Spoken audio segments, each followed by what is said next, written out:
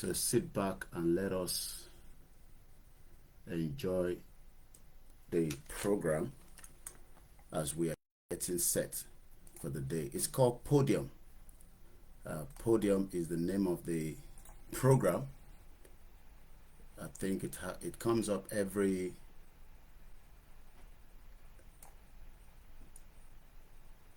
Saturday, I believe.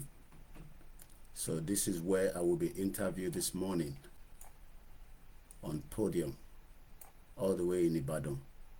Money 2025, Koikimedia will market, bring publicity to Yoruba Nation, and we want you to continue to support and help this organization so that we can take Yoruba Nation message across on behalf of Professor Akintoye and Dr. Igbowo and the rest of the team, from the YSDM to Ruba to security, Obogbuni, Iyajagun, and the rest of all the team, to the Iron Ladies, Awuru Shasha, Ifelodun, and many other groups that are working tirelessly for the emancipation of the Yoruba people to be free. So their backman program could help.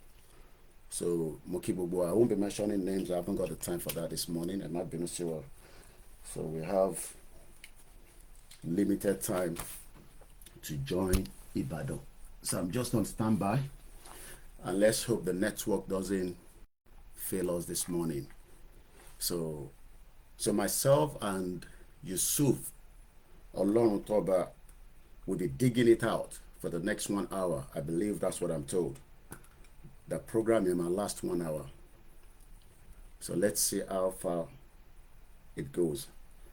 So about the program about Wale. So this program is being prepared and is being put together by the team that have invited us to come and talk about Yoruba Nation. They are called 32 FM 949 Ibadan. They will be streaming it as well on their Facebook and their YouTube channel. And you can also stay here and watch it live. It's going to be an audio interview between me and them. But don't worry, you will not miss anything. So please remember that we are no longer live on Koikimedia YouTube channel. There, but in Mobitatin stream, I cannot help you. Mutisokwe, last year, I will not, from the management, be going live on the Koikimedia because it's not giving us as much of the revenue that we want. And I want to go, they are making extra from the YouTube, and there's no point. So we've decided that we will not go live anymore on our YouTube channel. So you must look for me, and we do everything possibly best to put the message and the link. So this one that is going on now, we will put the link out, but about the party program, we will continue to download the video. I was tired, I couldn't download it. So it's going to download now. Then I will put it on the Koikimedia as a recorded. So that will not be live. So in Teban will recorded. I just put boya Eshin drop my washi live lori Koikimedia. After we have told you that is not going to happen. So please engage, comment, good morning, good afternoon to all our United States of Biafra, the Amazonia, and the rest of the Arewa that are also now fighting to leave Nigeria. So my job is to continue to create the awareness on the reason why we can no longer, I'm still missing one of my phone, the studio line. Where is my studio number? That is strange. And I might need to have that close to me. I hope it's not upstairs. Ooh. I just realized that I don't have my phone here. I'm not going to see me. Still missing the phone. Let me quickly go and check upstairs. Okay. Moki Buwale can see. Let me quickly. I will not be able to stand up. So I better go and find a phone. And I hope it's upstairs. So good morning once again. And welcome to Koikimedia, bringing the world closer to your doorstep, as we will be interviewed this morning all the way from Ibadan, one of the FM, I believe 32 FM is what they are called. All right, I need to go and look for one of my phone. I might be no. I need to get the phone quickly before I receive a call from there. I know where the phone is now. Oh, it's here. I think when I was sitting down last night, I left it there. So very good. That's it. The call is coming through. The call is coming through. Let's pick the call. And please enjoy the program.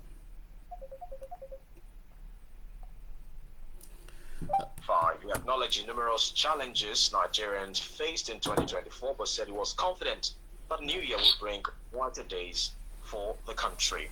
Now, the president in his New Year message to Nigerians also summarized some of his government achievements while noting the challenge of food and drug prices Nigerians face, but partly due to the policies of his administration. Let me quote an excerpt of that speech. He says, "Economic indicators point to a positive and encouraging outlook for our nation.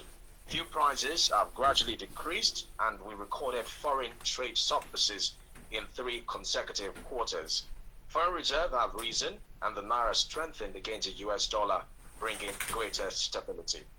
Now, the president goes further to say, in this new year, my administration would further consolidate and increase access to credit for individuals and critical sectors of the nation's economy. It says to achieve this, the federal government should establish a national credit guarantee company to expand the risk-sharing instrument for financial institutions and enterprises in the country. The company is expected to start operation before the end of the second quarter.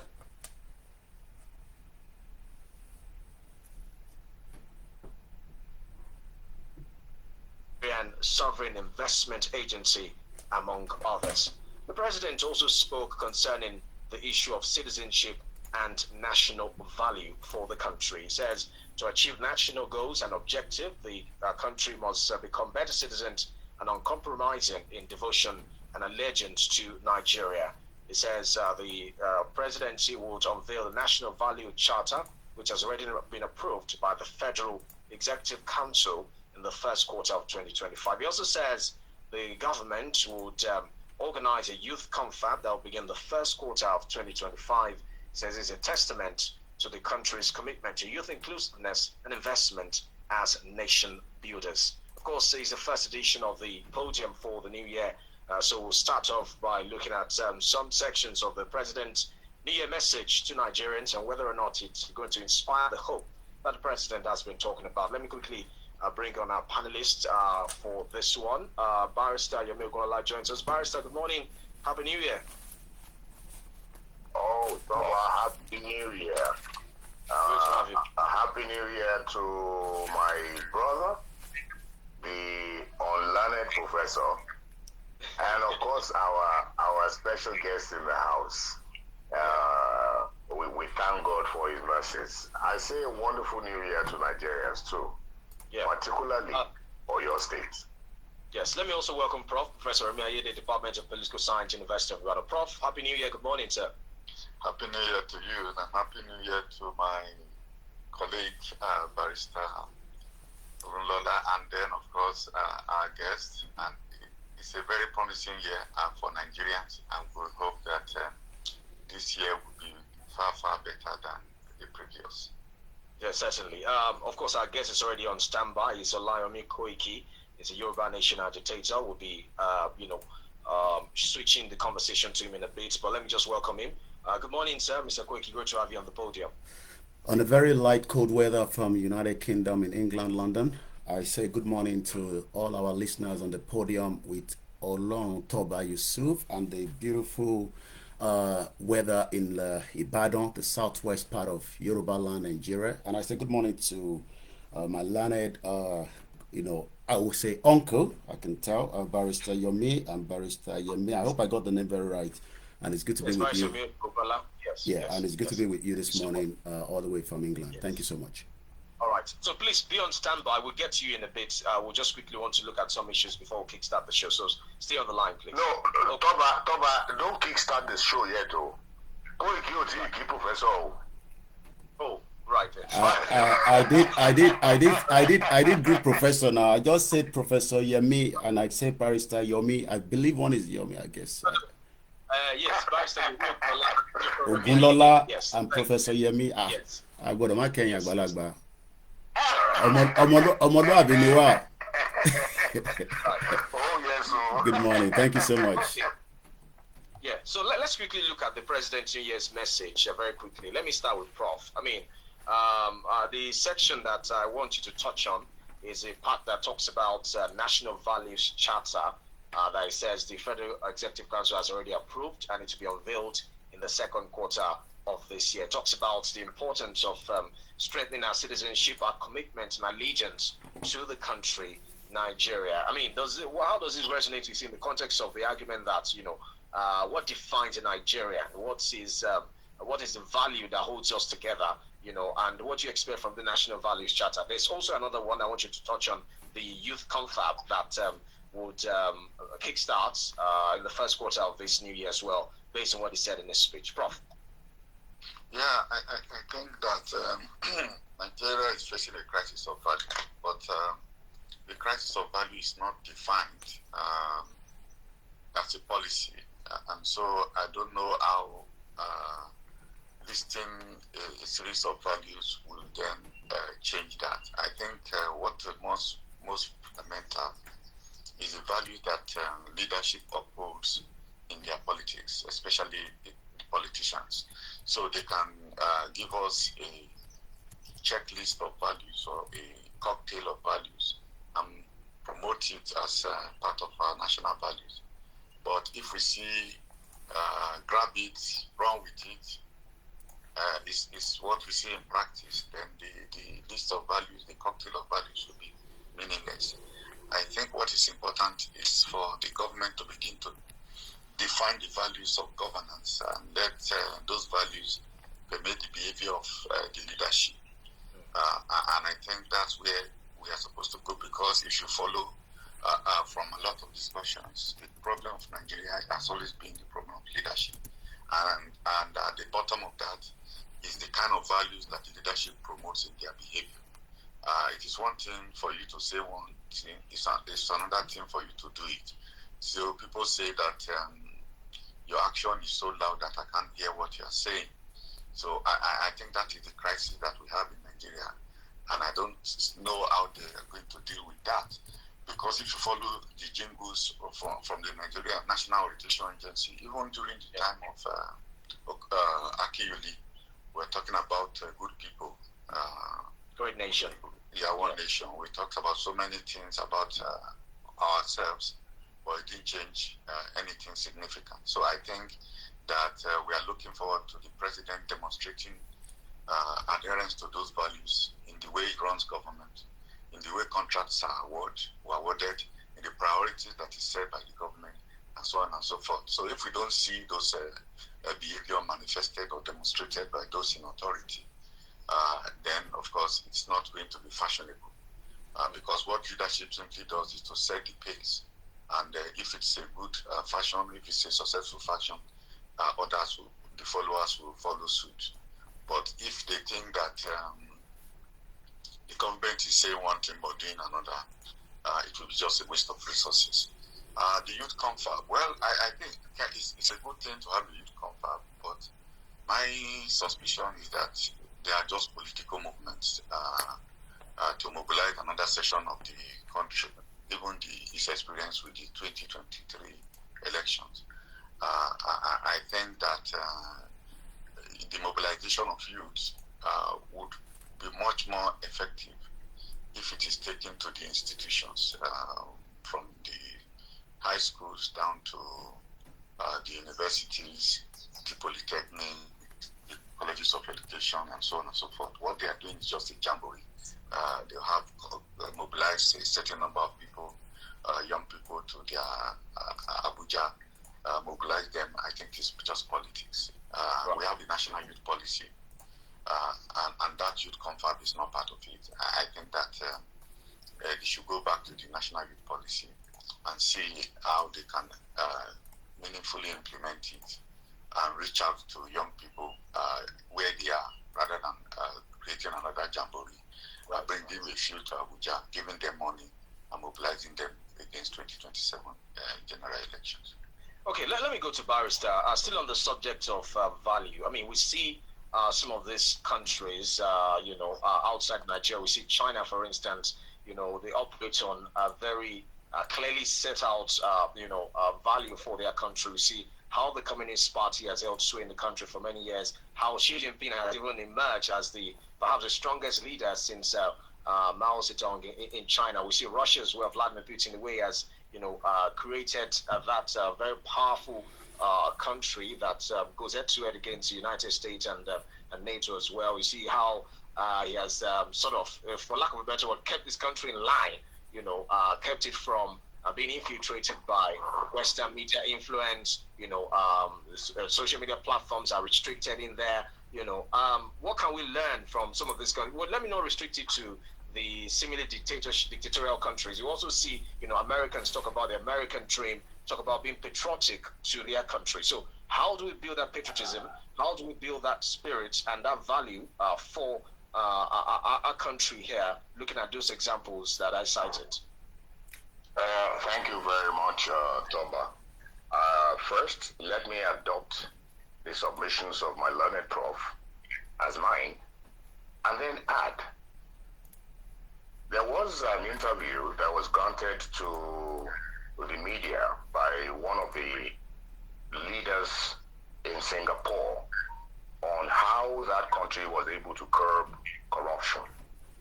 And he said, in our country, we don't punish people at the base of the pyramid. We started by punishing the people at the apex of the pyramid, and the message, sank down. For now, the call for values appears to me indefinite. I mean, what is coming from government? What values are they talking about? Political values? In a country where many believe the Independent National Electoral Commission has been caged, in a country where, like Prof said, you can grab it, snatch it, and run away with it, in a country where the judiciary is not living up to the expectations of the people, and we can go on and on. Even the crisis that is bedeviling the country. At one point, the federal government went to the Supreme Court to get a judgment on the monies due to local governments going directly to them.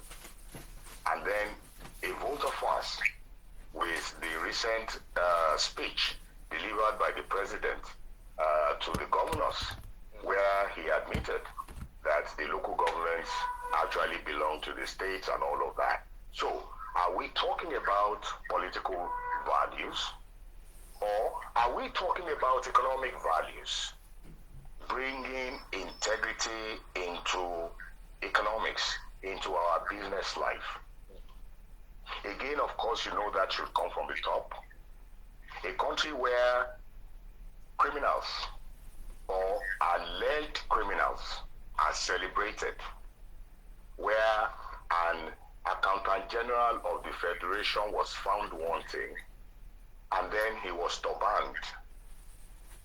Recently, there is a video making the rounds of the former governor of Kogi State, Ayade, who has been indicted allegedly for some malfeasance, and he was seen dancing, without remorse. And there are so many other cases like that.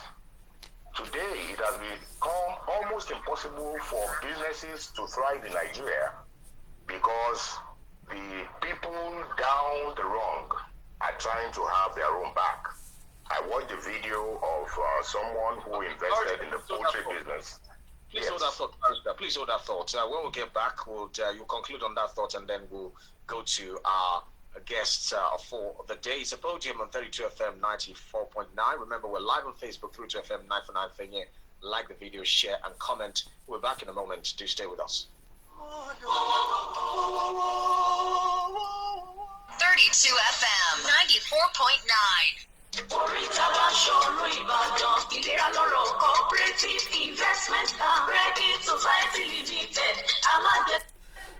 Well, we're getting started, isn't it? It's quite interesting. American dream, corruption, judiciary, and we always talk about leadership. So I will be telling you more about what I think by the time I'll be called to speak. Please share the program, very, very important, and invite others to do so as well. Nigeria at the verge of breakup. It has to be disintegrated. So let's just wait for this advert to go. I don't want that to feed into my own platform because I'm not being paid for that. So when they're back, I will increase the volume again. So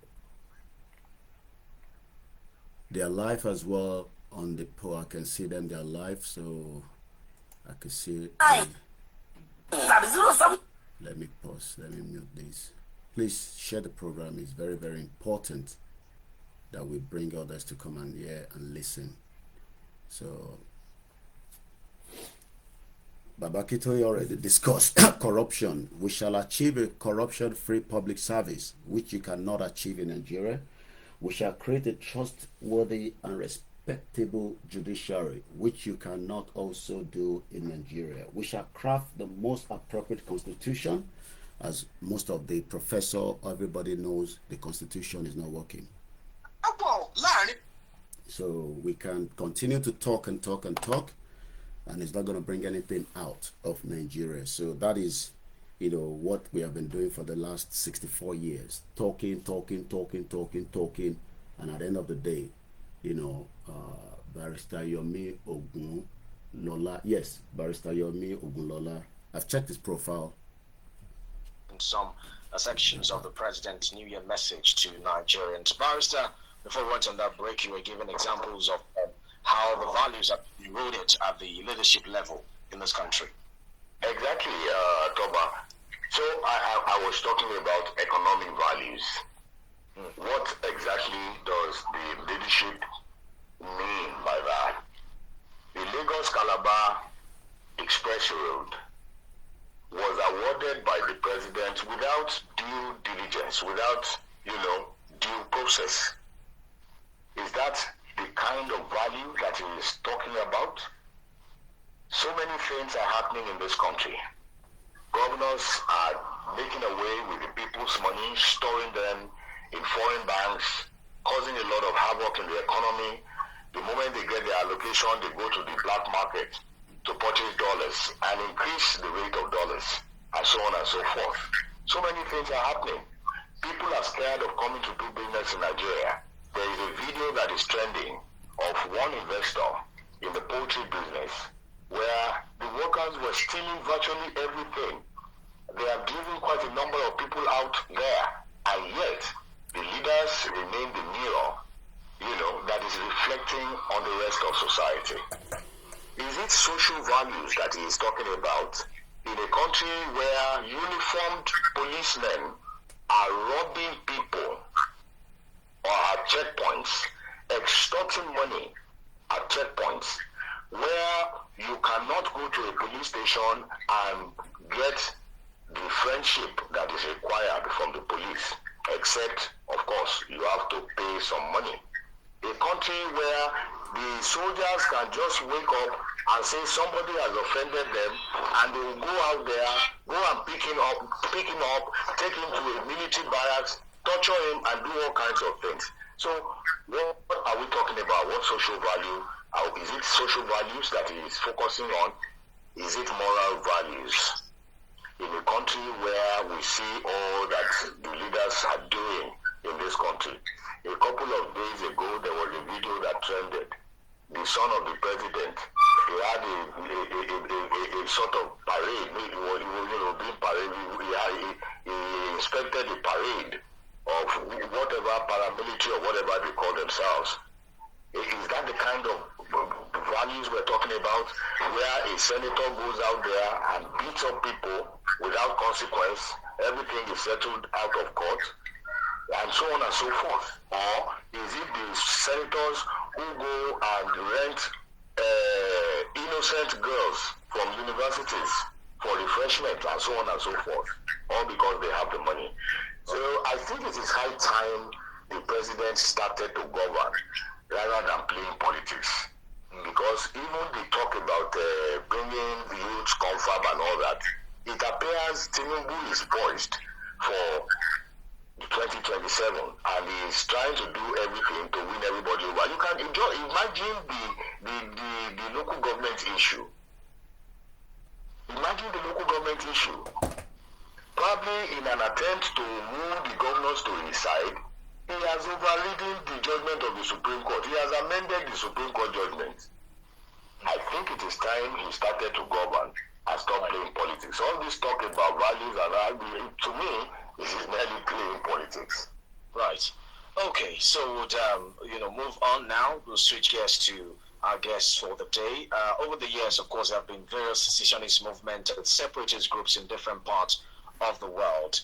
Carlos Puigdemont, currently at large for leading the agitation for the Bureau of Catalonia from Spain, is one of the examples. There was also a referendum in Scotland in 2014, which ended 55% voting in favor of Scotland to remain in the UK. The agitation in Cameroon by the Anglophone part of that country, who say they have been marginalized for decades by the central government and the French-speaking majority, is also another example.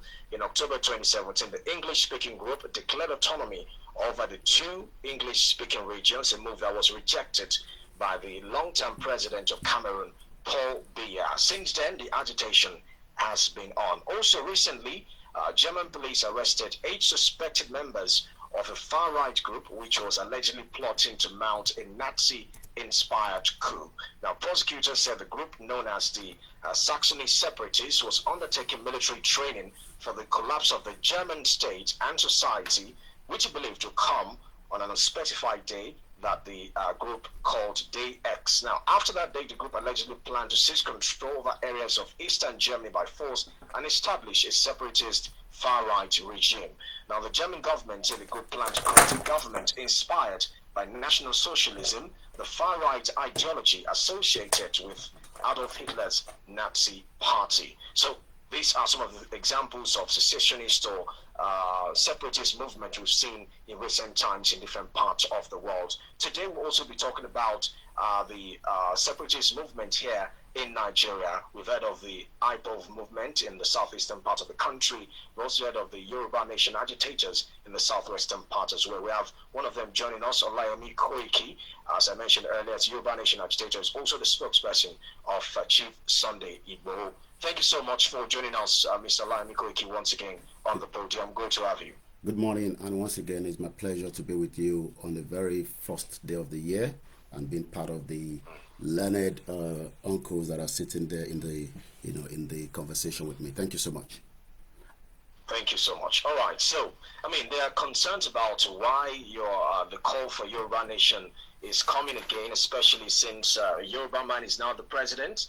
In fact, there are those who are accusing him of favoritism and nepotism in his government. They say he's appointing his kinsmen to key positions in the country. Something that those who started this agitation accused Muhammadu Buhari of doing at the time. So, isn't this enough to assuage any feeling of marginalization that might have fueled this agitation by your group? Let me first, remind you that the word secessionist, is not exactly who we are. There is the right to self-determination. So I've heard a lot of, people using that phrase secessionist. We are not secessionists. and we are not hijacking the power from the government of the day.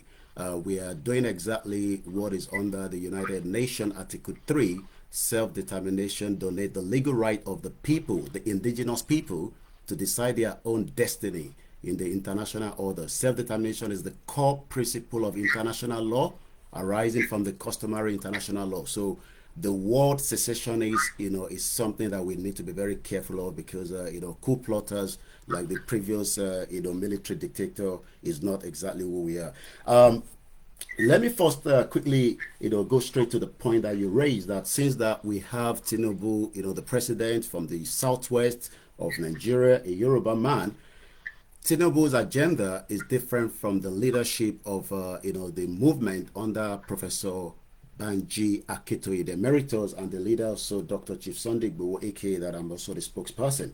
So when people come up and tell us that Tinubu is the president, and I believe we should leave Yoruba nation and accept Tinubu, my question is, let's give and take. Tinubu have his 8 years. That is if the Northerners do not kick him out in the next couple of years, because as we have seen, I've listened to Barrister. It seems that he's playing a sympathy, but I'll come back to that. So Tinubu has only 8 years.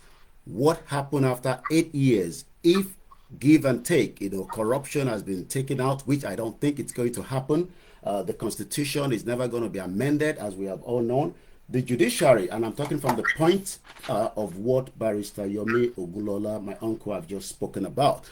So the word that Tinubu is the president has nothing to do with the agitation. The agitation is allowing the indigenous people to be given the right to be able to speak the same language, have the same country, like Germans speak the same language. The question we need to be asking is, who are Nigerian and why was Nigeria put together? Nigeria was put together by the British colonial under the governorship of Frederick Lugard. I've been to where he lived in the UK. Frederick Lugard, was just running a business empire on behalf of the British. So the word that Tinubu is the president is only a president. He's not even a king. We know in Yoruba land we have our king that lasts a very long tenure until I had the privilege to meet the late Alaafin before he passed on. So Tinubu has only 8 years. What happened after 8 years? We will still be experiencing the same nepotism. And let me quickly touch on that nepotism. I was reading just before I was preparing this morning program on your behalf, NMPC and the fresh perspective on Ojulari identity. Identity is what we are asking for. Nobody has a genuine identity in Nigeria, and as long as we don't have that identity, we will continue to see a lot of issues. I'm going to come back to you. I believe there's something you want to ask. Yes. Oh, okay. So, Mr. Koiki, you've made a couple of points, and I just want you to clarify. You said we should not use the word secession, and I want you to be clear on what your group actually wants. Because the Oxford Dictionary defines secession as the action of withdrawing formally from membership of a federation or a body, especially a political state. So that's the definition of secession by the Oxford Dictionary. So the question is, you said you want self-determination. Do you want a country of your own? Now, if you want a country of your own, does the word secession not suffice in this context? Well, like I said, whether the word secession is what we want is our own independent country, and it is clear stated, under the international law that whatever we are doing right now has not been against the law, and I'm sure even President Tinubu, while he was on exile during the days of the Nadeco, also confirmed that he doesn't believe in one Nigeria. So what has changed, I don't know, but one thing is there is an identity theft. There's an identity crisis. The Yorubas are different from the Igbos are different from the Hausas, and we can continue to live in denial, and we can continue to have analyses and programs like these talking about leadership problem. What we have are that the Yorubas are quite different. When we're talking about people that have been in existence for 11,000 years. Where did Nigeria come up from? But again, either the word secession is not the issue. The word is the Yoruba wants to exit Nigeria, and we are doing everything under the legal law, both international and local, to exit Nigeria. All right, so you want a separate country. That's so, correct. To what extent do you think that having a separate country will solve all these identity crises and the issues you've raised? Because you said that Nigeria is a creation of the British. There are those who would also argue that the concept of a central Yoruba land, in history was not there. We had kingdoms and empires that existed. Empires rose and fell. There were wars, at the time, but there was no central location or region known as Yoruba land. Different people existed differently with intergroup relations. So even these people have their own differences. You see different states where there are issues of marginalization, even within the so-called Yoruba land. There are states where, under the current Nigerian structure, they say people in Ogun State, for instance, those from Ijebu have been, according to them, sidelined from being governor of the state by the Yewa and the Egba. So we have the same issue in Oyo State, where those in the Okegwe axis sometimes feel like they've been marginalized by those in Ibadan. So the differences are even there internally within the so-called Yoruba land that you're pushing for a separate country, that you think a separate country will solve this identity crisis. Mr. Koiki. Oh yes, as much as you've mentioned all that, they're still speaking the same language. It might be different bit of dialect coming out of it, but it's still the same language. Yes, I do understand what you're saying when you come up with this, yes. This message of we have a kingdom,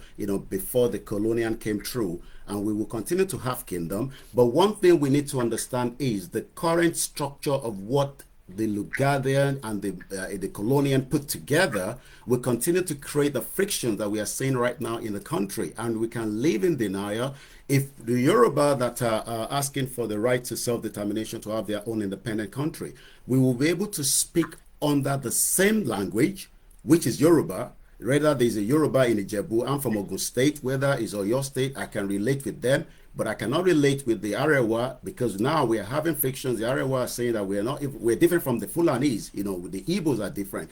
We can still live as neighbors. People leave Nigeria to go to Benin Republic, and I'm sure that Benin is just a very tiny country out of many countries that was created after the Berlin Conference.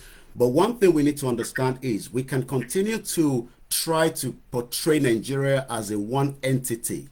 But one thing and I know is that Nigeria is not an entity, it's the creation that has created a lot of havoc and bloodshed, for the last 110 years. When you talked about, the Scottish, referendum, I live in England and I've lived there for the past 25 years. They were deceived by the English, just as we have been deceived, by telling us that, we should abandon our language and speak English. The question I'm asking you as a presenter is, what language is Nigeria? Well, Nigeria is a conglomeration of different ethnic groups as it is right now. But let's go back to our conversation. You mentioned a couple of things. You said Nigeria is a creation of the British, but there are those who also agree with you that some of the challenges we have right now, where the foundations were laid during colonial times, there are those who also say that even after independence, Nigerian leaders, just like other African leaders, compounded the problems. That's one. Number two is, if you're saying the British created Nigeria, why do you have to run to the same British government to get their endorsement by presenting them your petition at Downing Street? The same British government they are blaming for creating the current problems that we have in the country. That's one. Number two is... All right, let me answer that. Let me answer that before we go. Yeah.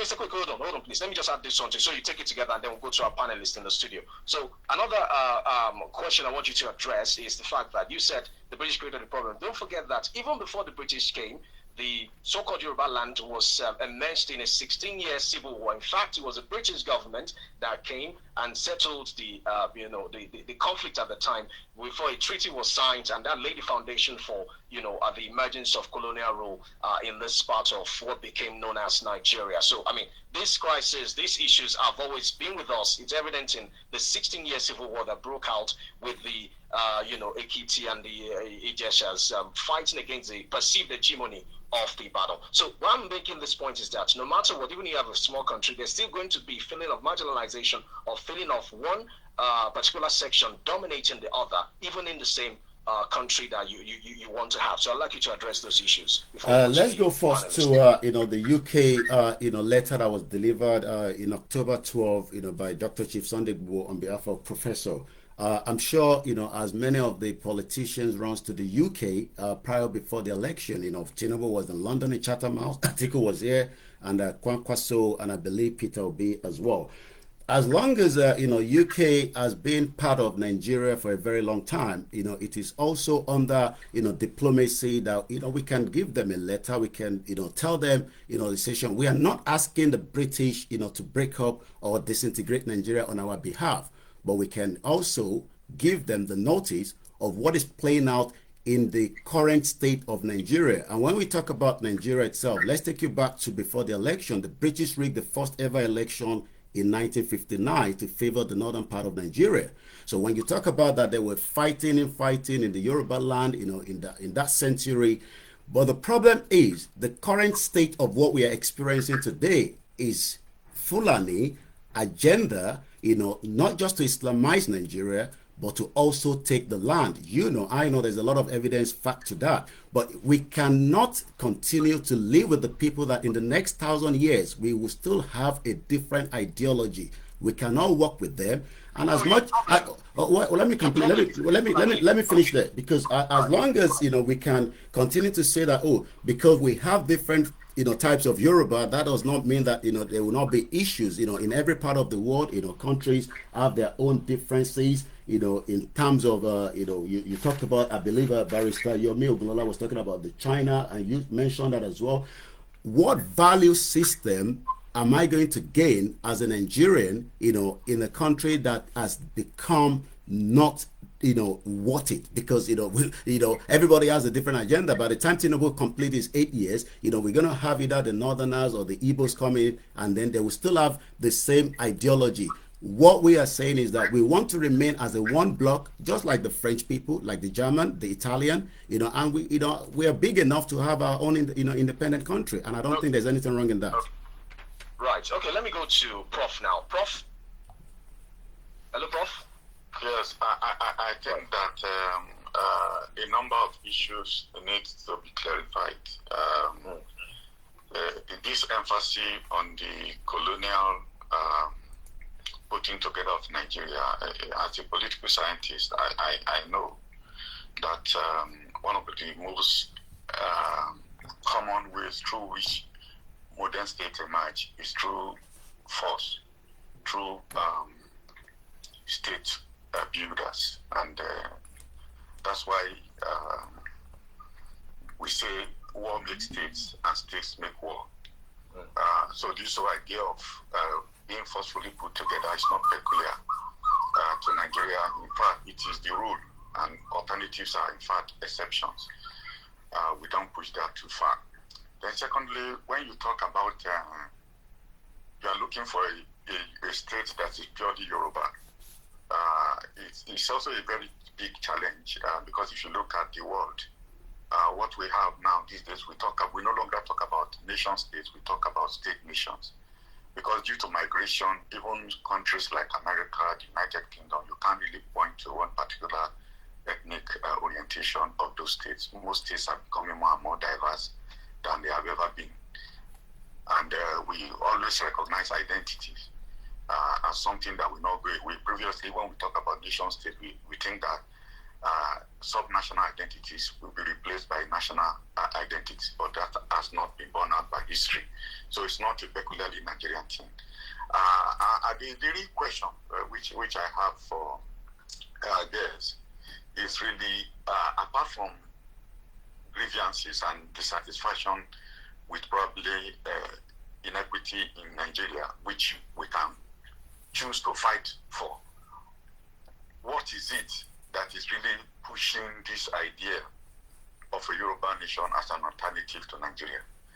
And when you think about Yoruba nation, because Yoruba is not confined to Nigeria only as well, so are you going to be the Yoruba nation that would hijack Yorubas from Benin, from Togo, from all neighboring countries where Yorubas have very large numbers, to form a geography of Yoruba nation? What is really the goal? Well, thank you so much, Prof.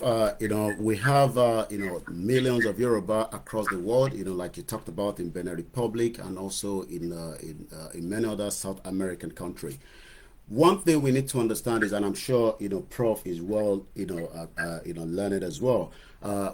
As long as we remain in the country known as Nigeria. Let's leave, Benin Republic, is a sovereign country of its own with many Yorubas there. We have Brazil of a sovereign country that has many Yoruba in there. What we are discussing is the Nigeria that was put together under a fraudulent amalgamation that was never meant to be. And that amalgamation, has been talked about by the former president, Goodluck Ebele Jonathan, is the British intention only to keep Nigeria together. And until we look back into this amalgamation and allow everybody to go their separate ways, we would have issues of those that we call the Fulanis that has a different ideology, to grab the land and do what we call Islamization. I was born as a Muslim. We've lived, together. We are now seeing infighting of, religion in the Southwest. It's not about grievances. I worked with the Nigerian community for over 10 years, in this country. I was part of many activities, in there.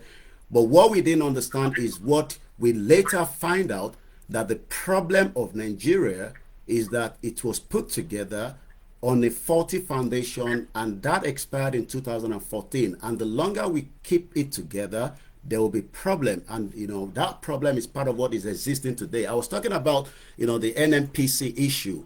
Just give me a bit of time to to give you this information. NNPC and the fresh perspective on who Tinubu will be bringing in. Ojulari, is from Kwara State. It might sound a Yoruba, but the Kwara has also been put as part of the northern part of Nigeria. But it seems that the issue we are still having is the Northerners are not happy that Tinubu is using a Yoruba person, but they forget that the current structure of Nigeria has carved that part as northern part of Nigeria. So you can see that we can sit here and do the talking, which has been part of we for the last 25 years of democracy, which I don't believe we have any democracy. But one thing is Nigeria expand Nigeria. It seems, just permit me to just cut in. It seems that you are building the idea of Yoruba nation on the fear and hatred of the Fulanis. Is that a sufficient ground? Well, I mean, it's not about the hatred, it's about people that doesn't have, the same value. I live in the UK, I live, with different, people from around the world. We're going to have good neighbors. So when we are talking about the Fulanis, yes, we might have, I understand you are in Nigeria and we don't want to talk about it. The Fulanization agenda is there, and is either, we deal with it now, or in the next years to come, our children will have to deal with that problem. Okay, well, let me go to Barrister. Barrister? Hello, Barrister. Yes, thank you very much. This is a very, very interesting topic. Let me take it from where Prof started. War makes states, and states make war. I would like to avert our guest's mind to the issue of Belgian Congo and Guinea-Bissau. Without recognition, no entity could become a state. So, in the case of an entity seeking to become a state and accepted by the international community as being so entitled to exercise the right of self-determination, it may be necessary to demonstrate that the internal requirements of the principle have not been offended. So my question is this: what is the modus operandi of this group to attain that level of recognition by the international community? How do you intend going about achieving it without war? Well, thank you so much, and let me, take us back to Somaliland. Somaliland had, a declaration, some 30 years ago, but they are not recognized. But I can tell us that, with the new administration of Donald Trump coming up, they might be recognized. That is something that a lot of us are looking forward to. Nobody wants to go to war. Professor Adebanji Akintoye, the leader of the self-determination movement, has categorically stated it enough that this movement remain a non-violent, and what we have to do is by continue to talk to countries around the world and giving them all the reason why the Yorubas within the current state of Nigeria wants to exit Nigeria. What are we going to do? We're going to engage the United Nations. We're going to engage the European Union, the African Union. We're going to do the rallies. Because if I take you back to Scotland, I was mentioned, they were deceived by the English in 2014, and the reason why they were deceived is the English told them that they will remain under the European Union. But what we saw is that in 2014 they had a vote. They lost out with about just less than 2 million people. They could have left the United Kingdom after being together since 1700. Now, in 2016, there was a European vote that took place in the UK, and most of the English doesn't want to be part of the EU. They left. So when we talk about what we are going to do is to continue to tell our Yorubas back home. I know that a lot of us are using the word Yoruba nation is not what is going to end up being the name of the country. We can still decide that when we exit. But the first thing is to educate millions of Yoruba people that the reason why you're suffering in Nigeria today is because Nigeria was never designed to work from day one. And there's no amount of, I love Tinubu I say it on my live program all the time. I don't pray for his death, but there's not much Tinubu will be able to do with the current state of what Nigeria is. But our recognition will come up as long as we continue to go the pathway of a non-violent, which is exactly what we've done in the last 4 years. Thank you. Okay, so in April 2024, your group wrote a letter to the president. You were asking him at the time to set up a team to negotiate the exit of of Yoruba people from Nigeria. You said you gave him a 2-month ultimatum, I believe. After that, you sent him a reminder. I just want to ask you, has there been any communication from the presidency since the letter was sent? That's number one. Number two, in the letter, you also said that you were speaking on behalf of 60 million Yoruba people of the Ekiti, Lagos, Ogun, Ondo, Osun, Oyo, plus Yoruba people in Kogi, Kwara, and parts of Delta State. At what point did you hold a meeting or have a consensus to speak on behalf of Yoruba people and tell the government of Nigeria that, you want to exit the country on behalf of Yoruba people because they are suffering in the country? So at what point did you hold the meeting to have that consensus, to carry them along that this is the agenda that you're pushing? So those are the two questions for you. The first one, the letter you sent to the president, is really communication. The second one, where you said you're speaking on behalf of 60 million people, because I've spoken to a couple of people, who said that you've not heard about your movement. They don't know if you're, fighting for their interests. They're even surprised that you're speaking on their behalf and saying that you want to pull them out of the current Nigeria. Well, I'm sure many of those that are saying that they are not aware is because, probably, as we know, the current state of Nigeria before Tinubu came in has always been very hostile, with the Yoruba people. Just as, the former president Muhammadu Buhari wanted to assassinate Dr. Chief Sunday Igboho on the 1st of July 2021. I was luckily not to be in the house. I would have been killed by now, and you might not have the privilege to speak to me. 2 people died. Let's remember that. In terms of the same letter that we sent to President Tinubu, that same letter is just, the continuation of what we sent to President Muhammadu Buhari. And, it seems that, we have leaders that doesn't want to engage. And, they can run away from trying not to engage. But if you do so, it will create more problem in the future, as we can see with the Biafra right now as well. So what we told President Tinubu is that, they should set up a panel that can allow us, to look into if the Yoruba still want to remain in Nigeria. And if there's a doubt about it, let them give an option for a referendum and let us decide if we can, remain one or not. But I'm sure they are not going to do that. And that referendum cannot be operated by Nigeria because nobody trusts the INEC, not to talk about, the current state of the country.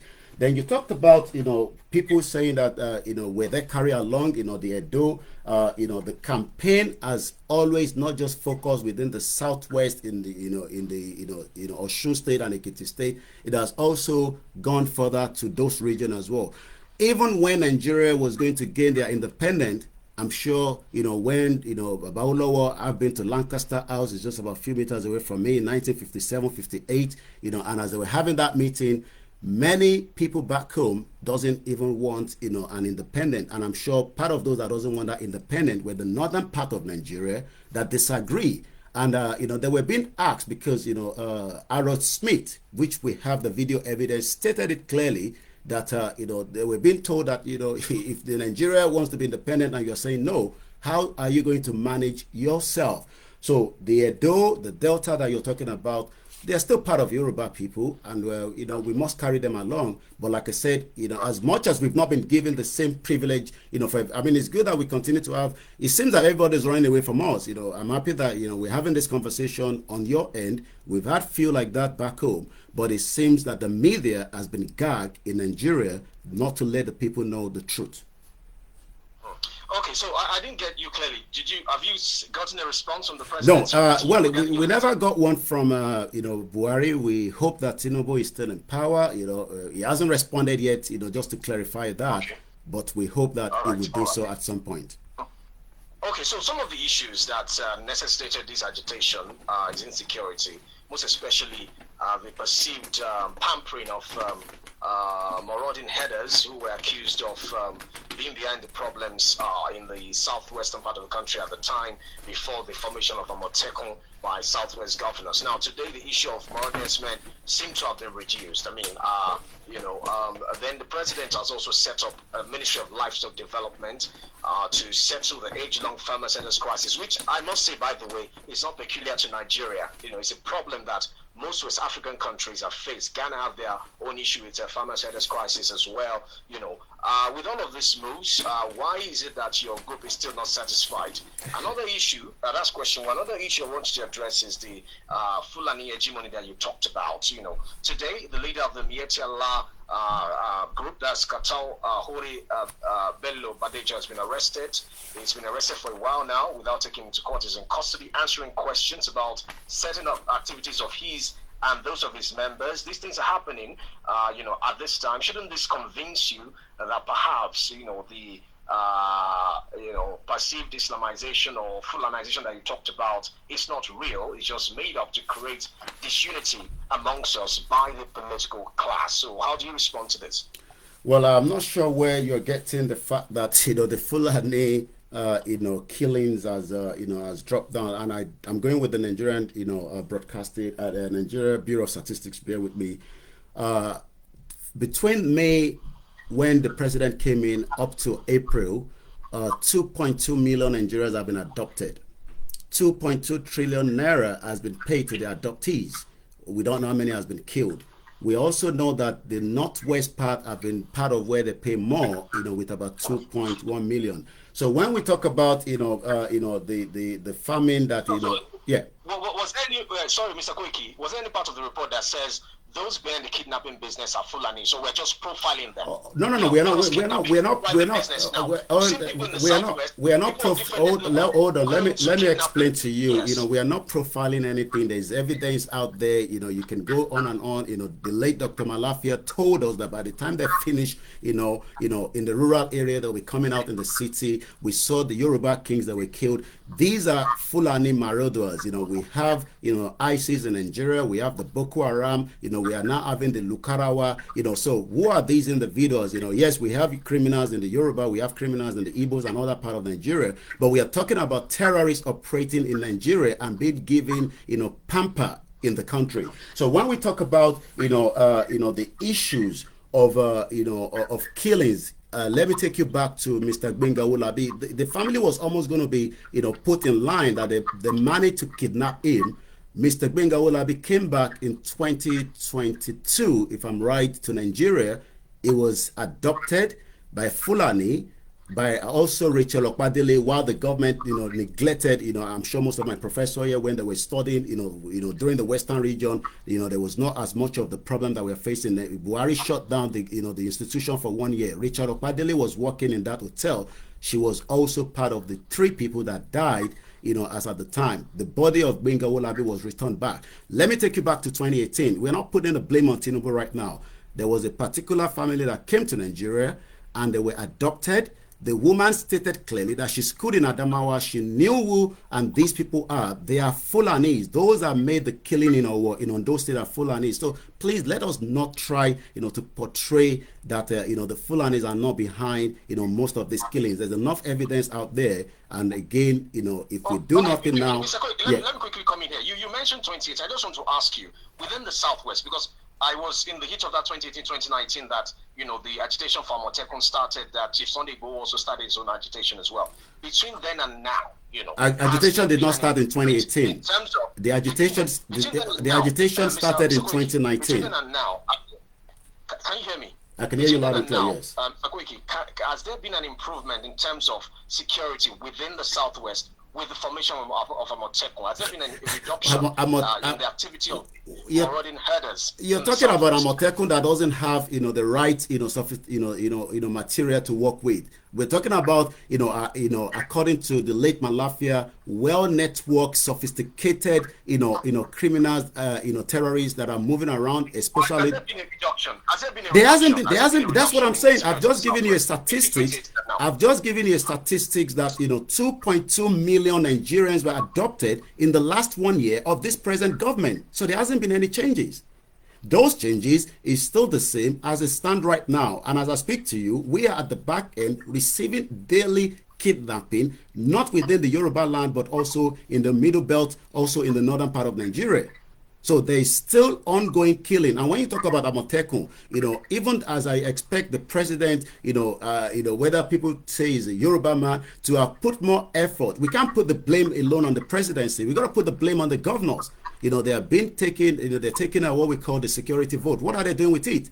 The whole part of Yoruba land is on a brink of collapsing because people can't go to the farm. We saw the stampede in Ibadan. Where you are there is because people can no longer have 3 square meal. So, and the reason for that is, while I was in Nigeria in 2021, with myself and Chief Sunday Igboho, how can a farmer be going out there to buy gari and buy elubo? These are things that they should be producing themselves, but they can't produce that. I'm talking about in 2021 when I was visiting some of these farms. Okay, let's go to Prof. Yeah, it's a very interesting conversation, given the fact that certain clarifications are emerging. The first is really that Yorubas have not been singled out for persecution, either by the Fulanis as a group or by any government. Then secondly, you also would agree that even the current president did not think that there is a Fulani agenda, if anything at all. He has collaborated with the previous government and politicians from the Fulani and other parts of the north to consolidate power and has become president. My other irony of life is really that the amalgamation that you are talking about, which is orchestrated by the Britain, you don't even have issues with the Britons. You are in Britain having fun, living and enjoying their facilities in spite of the amalgamation that they orchestrated. Don't you think that this is a contradiction?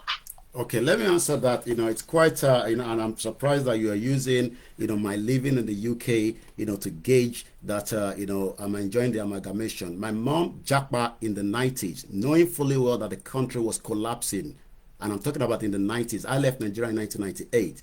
The dollar was not even 40 naira. When my mom, that was a businesswoman, she worked as a secretary in the NMP, in the Mobile as at the time, knew that the country was collapsing. These are women that have traveled around the world. She's been to more than 23 countries. So living in the UK is also a privilege to fight the system, since many Nigerians have been gagged from not speaking the truth. And the truth is the only thing that can take us out from the bondage of what the British has done to us in the last 110 years.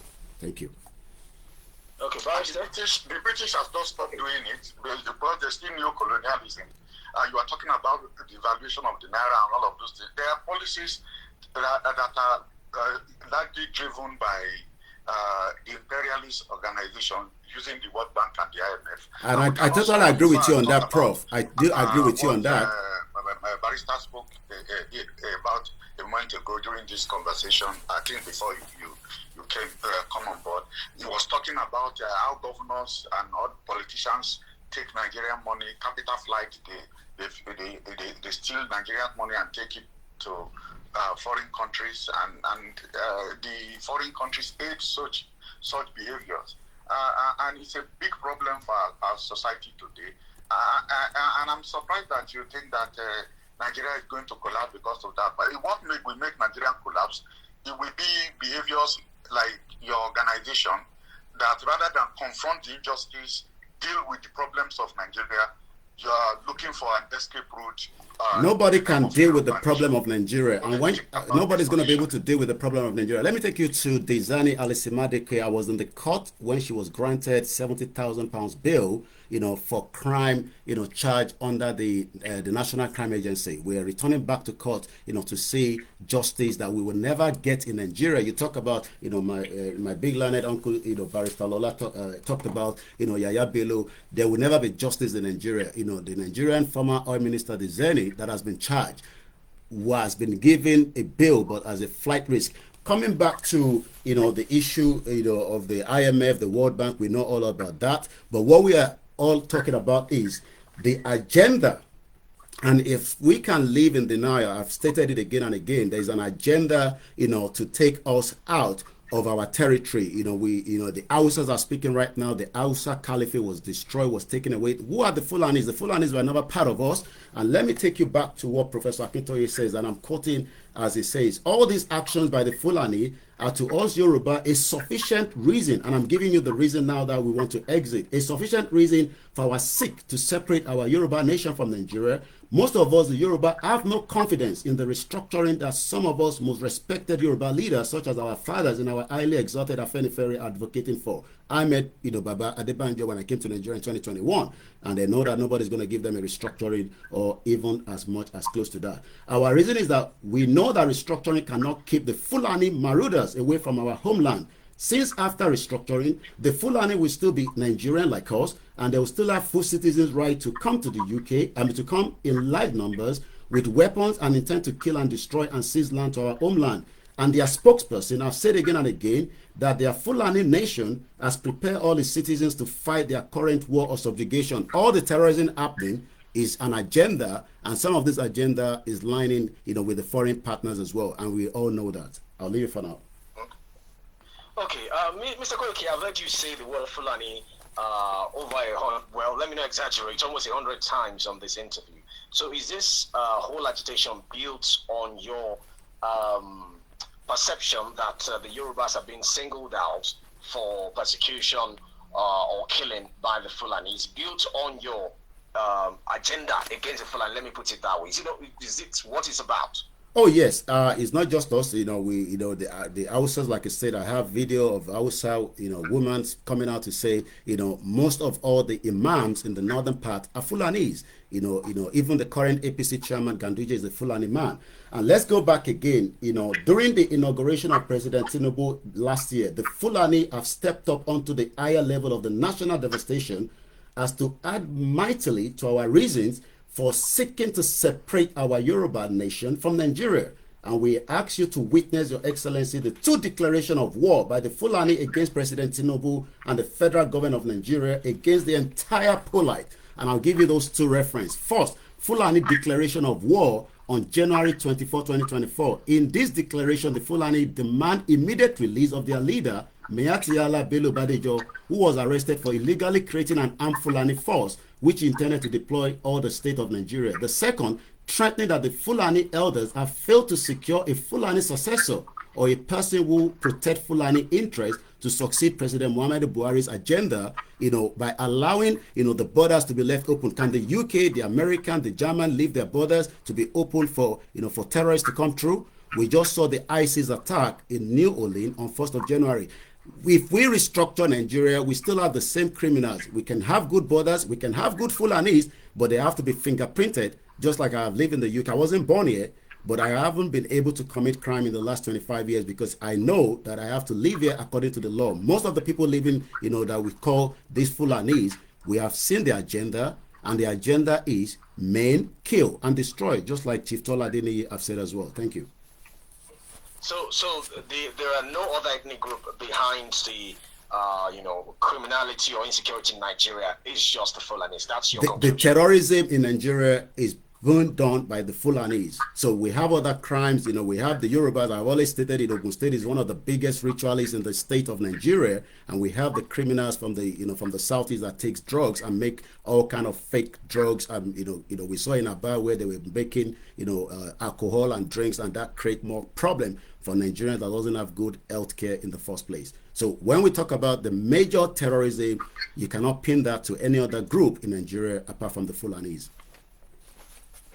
Okay, so let me go back to the current administration. Of course, you said multiple times that you don't think the president can do enough, but there are those in his government who say, look, he's taking steps, bold step. In fact, the This Day Media Group recently named him Man of the Year, mentioning some of the bold steps, according to them, that he's been taking since he assumed office as the president of the country. They say it takes courage, and confidence to take some of the steps. There's the issue of local government autonomy, and there's the issue of Electricity Act, which empowers states, to generate and regulate electricity within their respective domain. There's the issue of the amendment of the Constitution by the members of the National Assembly. There is the establishment of regional development commission in different regions. So there is the Southwest Development Commission, South-South, Southeast, Northeast, and what have you. Some say these are some of the issues that would address, feeling of marginalization, inequality at these respective places to make sure that everyone feels included in the current Nigeria. So what's the assessment of some of these moves taken by the president? Does it show that, well, if you and your group decide to have faith in one Nigeria, things might get better eventually based on some of these things he's been doing?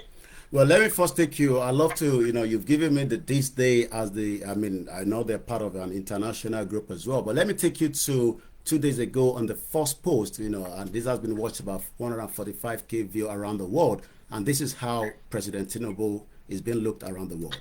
And with the onset of the new year, you must have come across various listicles reflecting on the goods and bads of the past year. One such list was also published on World Leaders to rank the most corrupt one in the year of Yes. Yes. I'm sorry, the quality of what you're playing is okay. So clear. All right. All right. The paraphrase is that Kenya, Ruto, and Nigerian President Bola Tinubu has been named among the world most corrupt leaders in 2024. Okay. So when you talk about, the changes, yes, Tinubu might be trying to put some structure together. Some believe that it might even at the second term, that is if the Northerners even, allow him to get through. I know, he will find his way around. We saw all the rigging that took place. I was in Nigeria in 2019. I was almost lynched to death in Ogun State because of our reportage, and this was all before the Yoruba nation started, when I came to witness the first ever election after leaving the country for a very long time. If Tinubu end up to put things as you are saying, like Babakitoye said there, we will still remain one Nigeria. That is what we don't want. One Nigeria is not working, regardless of whether, the government, put it back into the regional government. I'm talking about I personally, doesn't believe that the President Bola Tinubu will make any changes as many of us expecting him to do so when it comes to, putting the country back in a regional state of things, because the Northerners doesn't want the country to be, we saw, the tax reform that is being brought up, and we saw the attack on the presidency, we are, just as we all saw the nepotism that Buhari played. There's nothing wrong if Tinubu is playing that nepotism. The question is, would the Southeast ever be given the privilege to become the president of the country? That is something that I'm sure yourself, that. So there's a lot of issues, and, we can talk about those issues. But when we come to what the president is doing right now, whatever step is taken will be withdrawn as soon as he leaves office. Okay. So, but how do you rate him generally based on some of those steps that I mentioned? What's his supporters will call reforms? How do you rate him? Well, I'll just rate him as 1.5 at the moment, because I haven't seen. It takes nothing more to be able to put the things together. And I'm going to take us to East Timor. East Timor, was also going through almost similar thing. The problem is nobody wants the war, because war is devastating. East Timor gained their independence from Indonesia on the 20th of May 2002. After 30 years of civil war, they made a declaration. But when there was a change of government, in 98, I believe, just prior before their declaration, it only took the president as at the time 650 days, to allow things to be reformed quickly. So this reform that we're expecting Tinubu to last 4 years is not going to happen. But we know that as many people talk about Kaaba, even Tinubu has his own Kaaba, just as Buhari had it. So I would say 1.5 so far, because nothing has changed. There's still poverty in the land. 1.5 over what? Over 10? Over 10, yes. 1.5 over 10, okay. Yeah. All right. Let me go to Barrister now. Barrister? Yes, thank you very much. Now, Olayemi, I am quite sympathetic towards your cause. And in my earlier question, I drew your attention to the import of recognition, as no entity could become a state without recognition. Now, your group has elected to go it the peaceful way rather than the alternative. Like I said, I am a student of international law. I did it up to my master's degree level. I know that the complexities, along the way in the realization of your goal cannot be overemphasized. What constitutes a people for purposes of self-determination, or self, as used in that phrase, self-determination, is determined within the accepted colonial territory. I refer you to the Colonial Declaration of 1960. Attempts to broaden this have not been successful, and the UN has always strenuously opposed any attempt at the partial or total disruption of the national unity and territorial integrity of a country. I again refer you to the Declaration of Principle and Article 3.3 of the OAU, now AU Charter. How do you intend to surmount this or these obstacles on the way to self-determination? Thank you so much, Barrister Yomi Ogunlola. I've done a lot of, program and analysis around the Declaration on Granting of Independence to the Colonial. We, first and foremost, recognition. There's two ways, I'm trying to find that, hopefully before the end of the program, exactly the phrase of Professor Adebanjo Akintoye, the leader of the movement itself. If this is going to be peaceful, it will be of benefit to everyone. We can sit on the round table. If we end up go through the same like Yugoslavia, we will still come back to the round table, but things would have been, on the streams of blood. And I'm sure, without, elaborating on that, we all know what that means. To avoid that is, exactly why we are educating and, pushing the message on offline, online, and as Dr. Chief Sunday Igboho stated clearly that we should all be preparing for another route of outing, for rallies, across, the southwest part of Nigeria. Even though I've been reading a lot of commentators and comment that, it's just an agenda, to keep Tinubu back in 2027. We told Tinubu, as he was moving around to prepare for his campaign, that, it's far better off for him to, to come as a Yoruba person and leave Nigeria. But again, everybody's ambition is different. So the recognition is quite interesting and it's quite important. Without recognition, it will be very difficult to operate as a country, but that does not mean that you cannot still run a country, because like I said earlier, Somaliland has been operating, though without recognition. They have their election, they have their currency, they have their passport.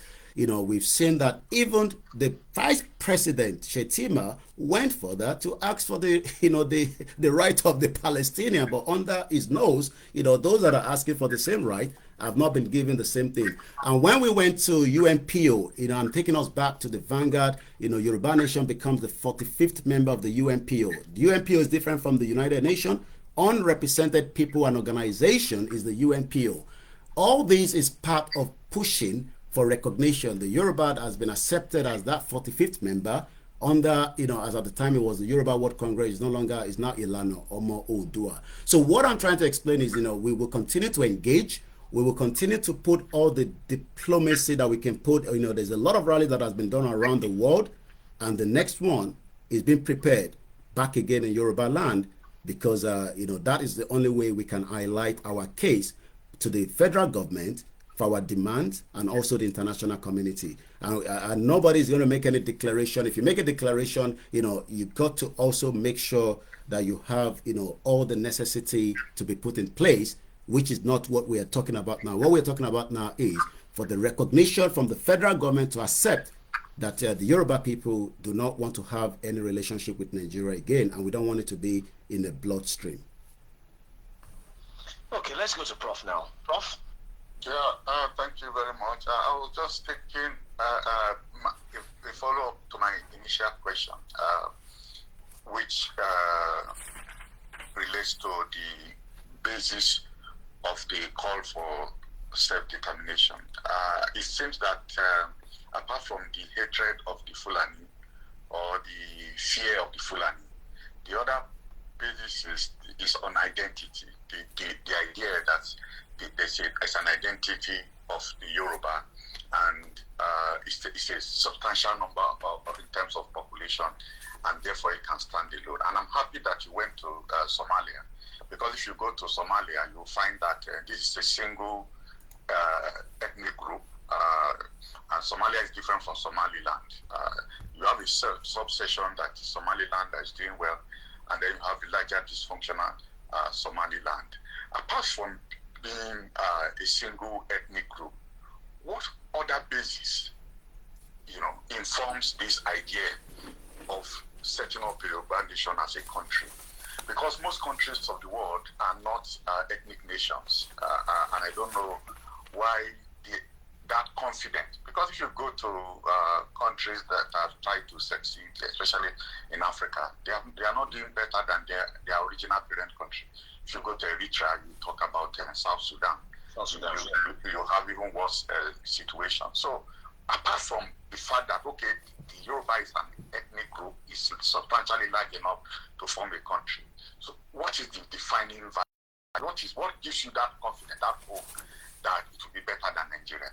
Well, it will be better because, again, the apart from the the Fulani agenda, which I will continue to talk about, we're also talking about our own true identity. That identity crisis, the identity theft, is something that we cannot shy away from. We talk about the basis for the call. The basis for the call is that if we continue on this path, myself and you, in the next 100 years, we will no longer be here. People might listen to this, but we hope at the time, they'll be listening to it in the country of theirs, just like any other countries that are, speaking the same language and having the same core value. We don't have the same core value, with the current Nigeria right now. Doesn't mean that we are going to be hostile. Even the North Korea, we saw Trump had a 3-time visit while he was in power, and I'm sure he'll be visiting North Korea again. So as much as we continue to call that the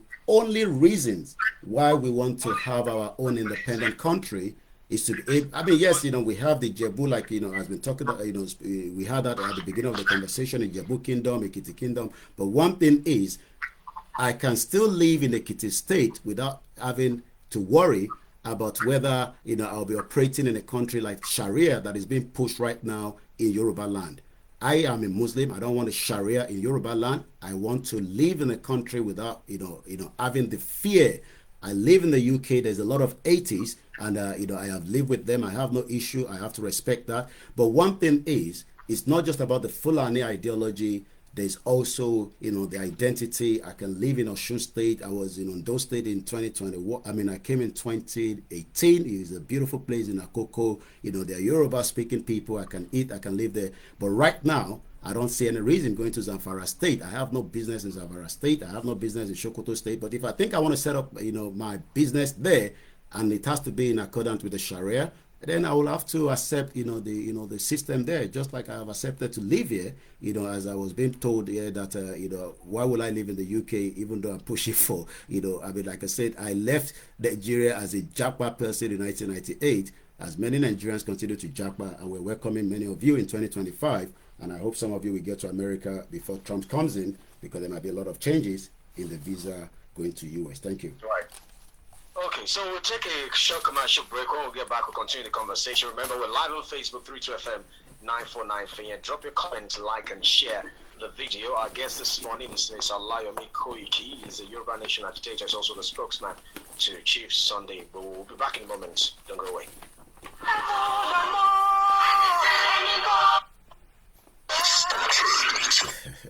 John Lodier, dear. You see that we have, not those professor and the barrister, they want a Yoruba country, but they live in Nigeria, and some of them have to be very careful what they say. I'm trying to find where Babakitoye says this. Nigeria needs the courage to dissolve peacefully. I've been looking for this particular one to reference my case this morning. We're dealing with them with or airborne. So, we continue to engage, it's a peaceful discussion, as you can see there. Jojo, as Baba, Dr. Stephen Oladokun says. So, I'll be giving them, more in-depth of Nigeria now needs the courage to dissolve peacefully. 20 customers. So, I don't want to get all the advert in there because they're not paying me for that. So, let's wait, further to let them come back, and then I will tell them why we needs to dissolve Nigeria without bloodshed. So, but again, it seems that, they're trying to defend, the Fulani on this platform. I don't understand, each time I call Fulani out, they're like flipping. They're going to stop calling Fulani out, But everybody knows that that is the truth, part of it. I think, but Nigeria lacked the unity, the cohesiveness, and the orderly political, economic life necessary for great accomplishment.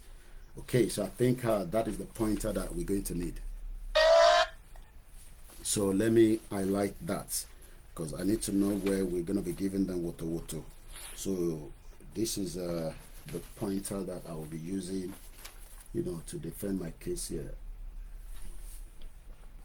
94.9. So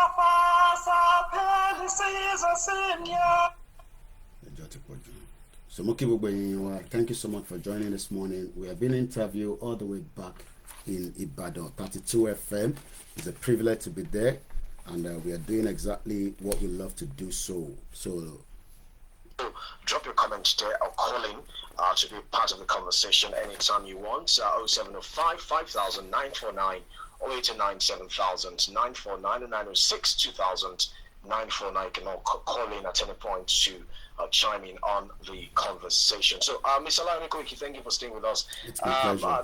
There are those who said at the time of Muhammadu Buhari administration, especially from the southern part of the country perspective, they accused the government of being divisive in some of the ways it handled the issues at the time and in some of its appointment as well. Well, can we say the same about the current president? Is he exhibiting a divisive tendency that might, trigger the kind of agitation that we're talking about here today? Because during Muhammadu Buhari's time, there are those who said that the reason there was the Nnamdi Kanu situation, the IPOB, and then Sunday Igboho was because of what they said at the time, the alleged divisive tendencies of the government.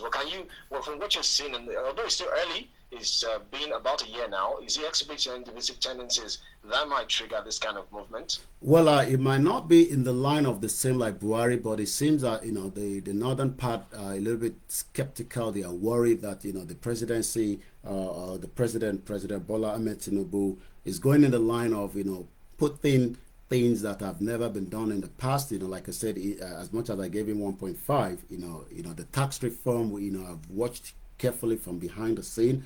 I could see the Northerners are going a little bit, not comfortable with that. I could see some of the, the steps that is taken is not, something that they're very comfortable. So when we talk about the Buhari one, let's first state that in 2017, the George Akinola, at Adamasigba stated clearly that, Nigeria cannot be restructured. So we coming in the, in 2019 under Professor Akintoye and then Igboho joining in as well, has now given us a better understanding. And, I was looking for a particular, document that Professor wrote some few years back. I'm talking about Professor Akintoye. Nigeria needs now the courage to dissolve peacefully, and but Nigeria lacked the unity, the cohesiveness, and the orderly political and economic life. As much as, like I said, Tinubu wants to put things together, but he only has 8 years maximum. Whatever structure he puts together will be brought down as quickly as possible. We saw when President Olusegun Obasanjo was in office, and I'm going back to how, we saw, EFCC as the beacon of running after, the corrupt, politicians and those that were making life difficult. We saw NAFDAC before, our beautiful mother eventually was fighting. I'm talking about Dora Akunyili, was fighting NAFDAC. We also looked at the revenue mobilization, allocation, and fiscal, by the late Amatuka.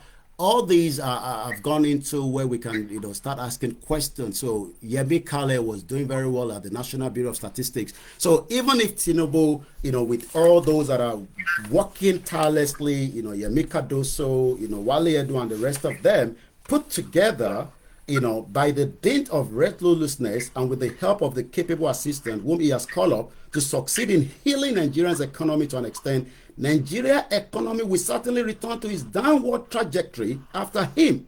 And I'm sure, my two uncle, in the studio with me will agree with that as well. Thank you.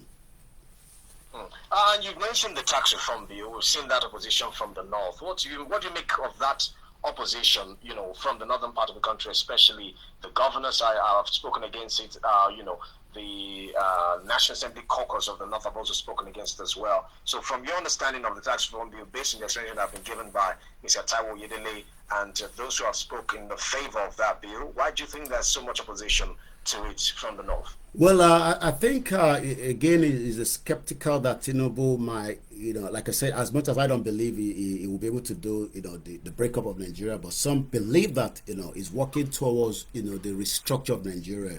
There are a few things that I had the privilege to hear from, Babadi Banjo when I visited him in Nigeria 2021, which I can't say yet. But in terms of whether Tinubu will be able to do that, is what the Northerners are saying. They are saying that, why is it changing that? But let's first ask again, within the 36 states, why are many Nigerians suffering?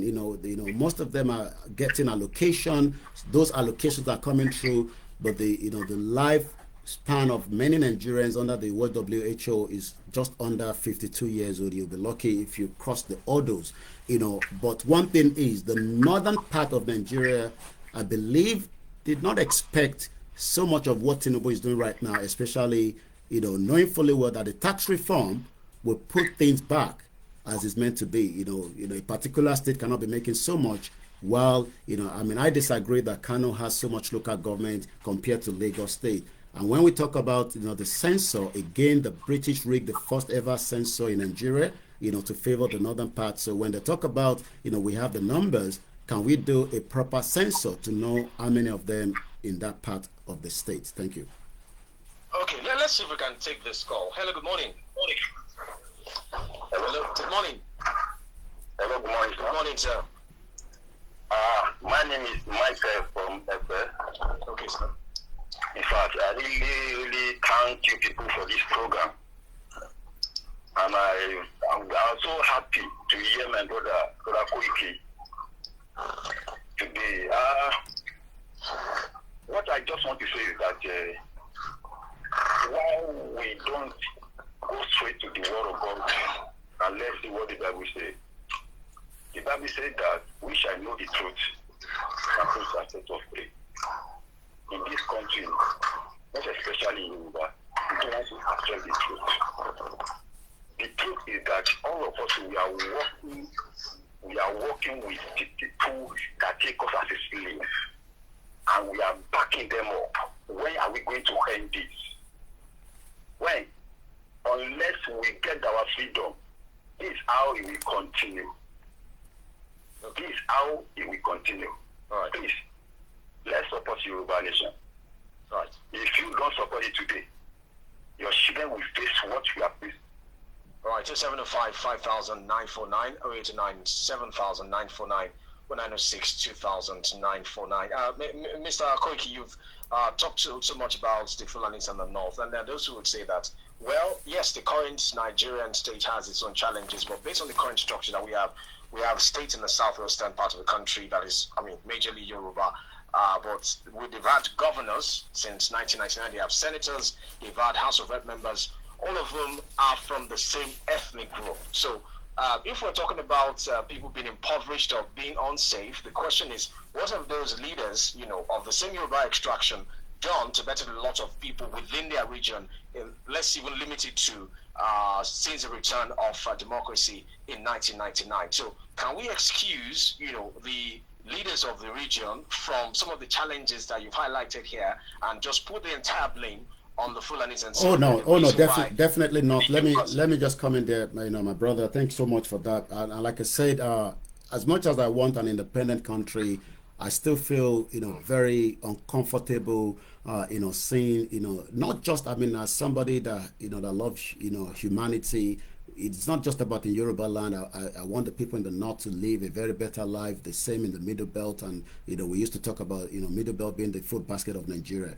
All that is not happening. But since we're focusing on the southwest, I just wanted to make sure that people do not, think that as much as we want a Yoruba country or we want a country within Nigeria right now, because Nigeria is still a sovereign country until it dissolves, hopefully very soon. Yes, 25 years, we all talk about the Dubai was built in 20 years and all that. Do we really have, these politicians that are loyal, that has the same path as we saw during the western region? During the western region, the cocoa house is still in Ibadan, where you are right there. There's so much opportunity right now. Innovation is there. But you can't have all these because, it seems that those are, we called our leaders in the political, side of things. When they come to UK, we engage them. I can mention names. I remember when, the governor of Oyo State, the first time he was in London the following week, I was there, and many of them like that from Plateau State and many other states as well. But one thing is, I don't think they have, what it takes to drive, the southwest, to where we want it to be. We're talking about UCH doesn't have electricity. We are talking about many other obstacles. Debt. We talk about, yes, we know that some of the revenue that they would need, again, is derived from the federal government. But within the state, I'm sure they could have done things that could have been perfectly for, making life comfortable for our people. I left Nigeria, like I said, in 98. The first time I returned back was after 15 years. I was shocked to my bone marrow when I saw how Aguda Isurulere has become of, and 2015 down the line, I was listening to, a particular video. I don't want to mention the name of the person, that says that if you have a pregnant woman that is 7 months, don't take her straight to Ogunlola because the baby might come down before 3 months of the pregnancy. We have seen that things have been improved, maybe in some state like Lagos State, but it's still, again, a lot of work needs to be done to make the life of our people very, very meaningful. And when I say the diaspora that come home, please do not think it's the diaspora that drives in the Uber and car. I travel on Okada all the way from Alimosho to Victoria Island because I want to experience what many Nigerians are experiencing. I go to Songo. I visit all those places just even before the agitation of the Yoruba Nation started. Okay, let me go to Barrister. Barrister? Yes, thank you very much, Soba. Now, Olayomi, and which is on the 13th of April 2024, the peace of Oyo State, particularly Ibadan, and the Secretariat was rudely awakened by a group which referred to itself as the sovereign Republic of Yoruba Nation, Oodua Republic. The case is presently in court, so it is sub judice. I am involved in that case, representing some of the defendants. Now, my question is this. Is your group aligned with this group that is alleged to have wanted or intended to take over the government of Oyo State? That's one. Secondly, it appears there are other splinter groups within this agitation. Can you tell us your relationship, if any, with this particular group that is currently facing trial in the High Court of Oyo State and other groups that owe allegiance to this idea of an Oodua Republic? Baba Akitoye, Professor Adebanja Akitoye, and Dr. Chief Sunday Igboho, and I can be very, very clear on that, has no reason to say that they have nothing to do with what occurred in Ibadan on that particular day that you just mentioned, the 13th of April, when some individuals known as Dupe Onitiri, putting herself as the former wife of the late Chief M.K. Abiola, decided to do what we called a coup d'etat to take the secretariat, with men dressed in camouflage and rifles. I'm sure, as we speak right now, the federal government has not declared her wanted. That means, with the information that we have, and I'm not trying to, bring this particular government down, that she's working for the current administration. So Dupe Onitiri, came into, the movement, just around just after Dr. Chief Sunday Igboho was detained in Benin Republic. We thought that she was part of, one at many, the Yoruba elite and Yoruba that believe in our cause. Many do not believe. We don't have issues with them.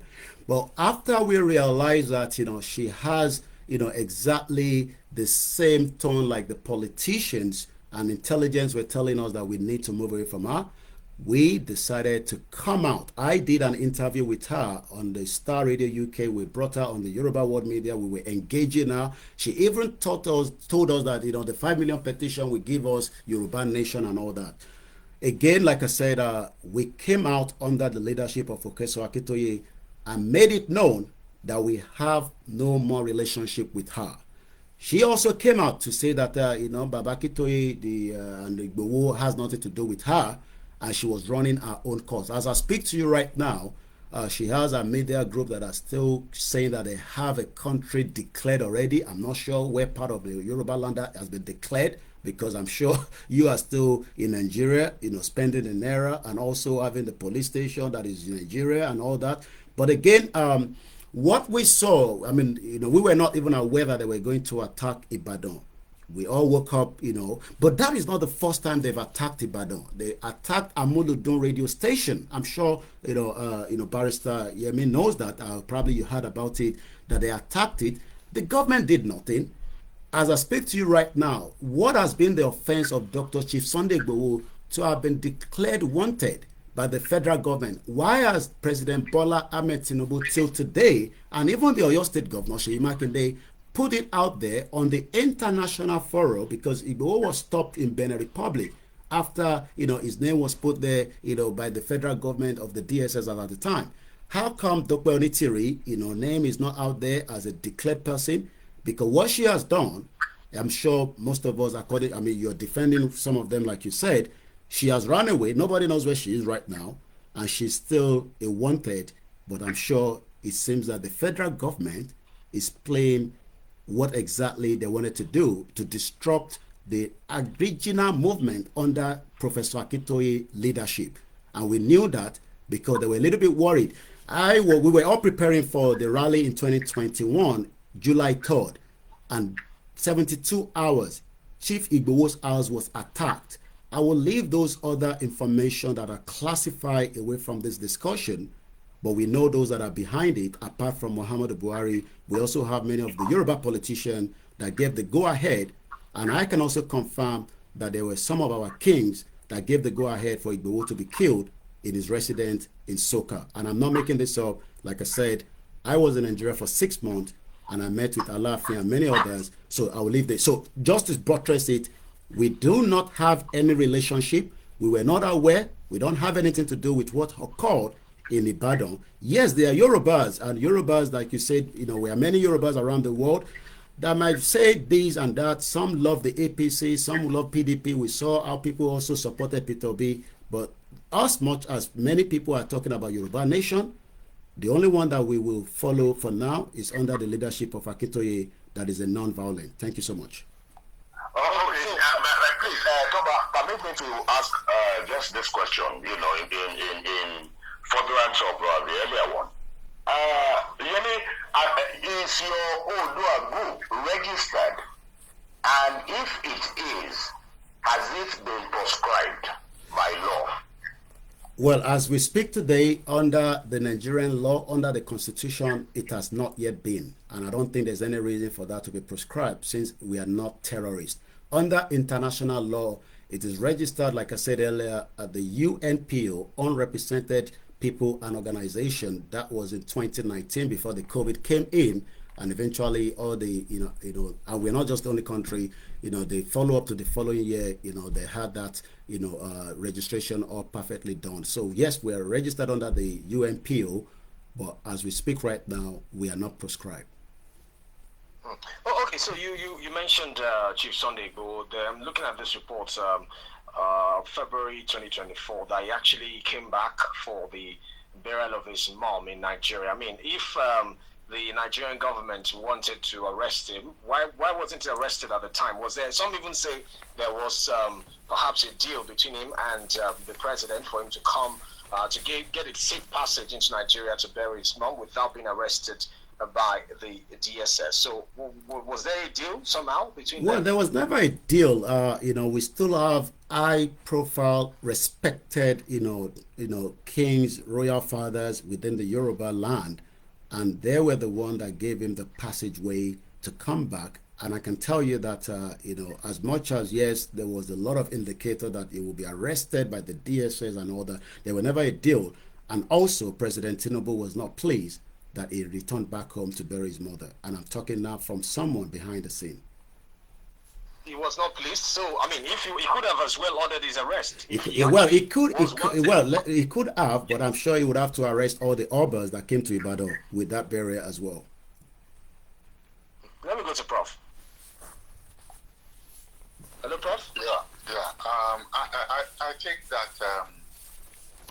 historically, threat of secession or self-determination has always been part of political strategies of gaining power. And in the politics of Nigeria, there are a lot of scholars, including Professor Ayade, who has written about this as far back as the 1970s. It seems that this movement is tied to the politics of Nigeria. And I say this because of one, we talk about the free passage of Igboho to come and bury his mother. Then we also see that since Tinubu has become the president, all those demonstrations and challenges on the streets of Yoruba land has disappeared. And because there's fear that Tinubu might face an uphill task in the 2027 election, I think these groups are trying to rally again so that they can commence those demonstrations maybe from next year or even as quickly as they can. Is this revival of this consciousness not tied to the politics of Nigeria? Are you not part of the movement of trying to ensure that Tinubu gets a second term in 2027? Well, first and foremost, Tinubu took advantage of the movement by, saying Emilokan. He knew definitely that, we have no relationship with him. I've never spoken to him, neither as Igboho as at the time of the movement.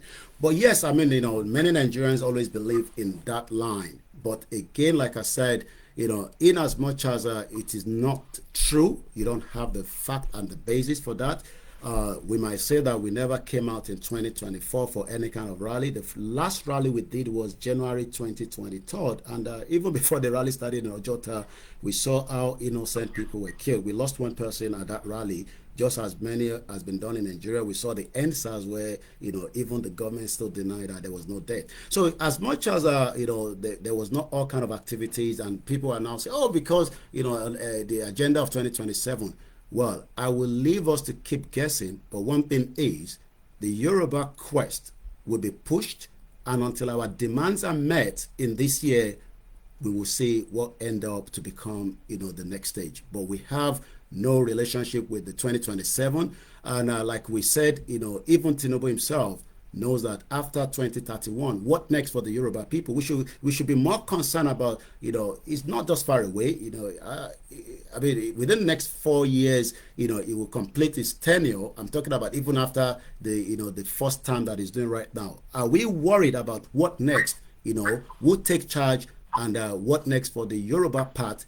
As much as we must hold our representative accountable, I have stated that clearly from the time I returned back in 2015. And even as we speak and ask for Yoruba Nation, we are still demanding adequate welfareism as people enjoy. I'm sure, Professor and Barrister, I'm sure you enjoy, the Western region. Why are people not enjoying the same thing, in today's, political realm? Is because, they want to keep our people in abject poverty and continue to beg for what is their own. And until we do that, so we have no relationship with the 2027. And I'm being, factual and honest here. If you're going to talk about this movement, you're going to have to pick me as the first 10, because I know what is in and out of it. So, but again, I'm not here to start, telling people that this is what you need to believe or not. But the quest for Yoruba Nation agenda has nothing to do with Tinubu's agenda. Tinubu has always wanted to be a president as far back as 2006. So yes, he took advantage by telling the North from his own end that, look, if you don't allow me to become the president and blah, blah, blah, people that are agitating, I might support them. But he never support us, and he will never support us. And no donation or any kind of assistance has ever come through from himself personally or through a proxy. I'm just wondering what is driving your optimism that having a separate country will just make all the problems go away, I'm wondering where the leaders of this separate country will come from. When they come from these same people who currently are the inhabitants or indigents or residents, if you like, of the so-called Yoruba nation that is within Nigeria, and it's going to be the ones that would be the leaders of this new country.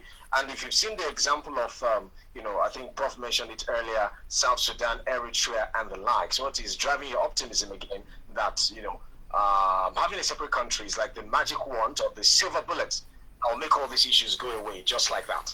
Well, first and foremost, there's a particular, the good news path to prosperity, in our Orilede Yoruba by Professor Adebanjo Akitoye. Quite a lot of the content, we are a nation with proud root and proud history, and I'm talking about the opposite of what Nigeria, and those are you talked about who are going to be the leaders. You are the leader, many Yoruba people are the leader.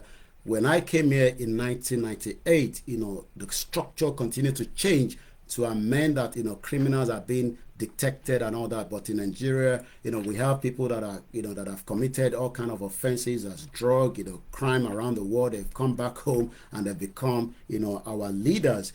We will not have such, because you must first have a constitution that would then be able to prove whether you can become, the leader. So a lot of Nigerians, Yorubas are worried about that particular gray area. Who are going to be the leaders? Is this the same set of, leaders that we have today? Well, you will not be running the same kind of constitution in Yoruba land as we have it in Nigeria right now with the current constitution. So, with that content of, the good news, we shall revive strengthen our education. Independent Nigeria, we have suffered serious decline and agony. The first and foremost in our Orilede Yoruba, we shall seriously revive our national character. Our youth development, Tinubu was talking about the youth confab. What has happened to all the confab that I've done in the past? It has been abandoned. Jonathan thought he was coming back to get things done with the last confab. That never happened. We shall clean up our politics. We have a political system right now that are not working and is never going to work. We shall take creative steps about political parties. We shall make our election quality. I voted in UK. I've done so. I have my political party that I support. I'm not intimidated at the polling unit. I'm not being attacked. We saw all this happening. Again, we shall achieve a corruption-free public service. I believe at the beginning of this conversation, we talked about corruption in Nigeria political life, and I'm going to come back to you in the studio quickly. In Nigerian political life, the elected public officials often regard and hold his elective office as his personal property. This is not going to happen in the formation of a new country. Yes, we can have our differences in that country, but I would rather have that as being having it between Hausa, Igbo, and the rest of the ethnic groups in Nigeria today. Because those leaders won't fall from the sky. They're still going to come from within the society. But anyway, as we wrap up, Prof and Barrister, let me start with Prof. Your final round of comment and question as we wrap up. Well, I think that you have admitted the naturality of diversity, and we can't run away from it.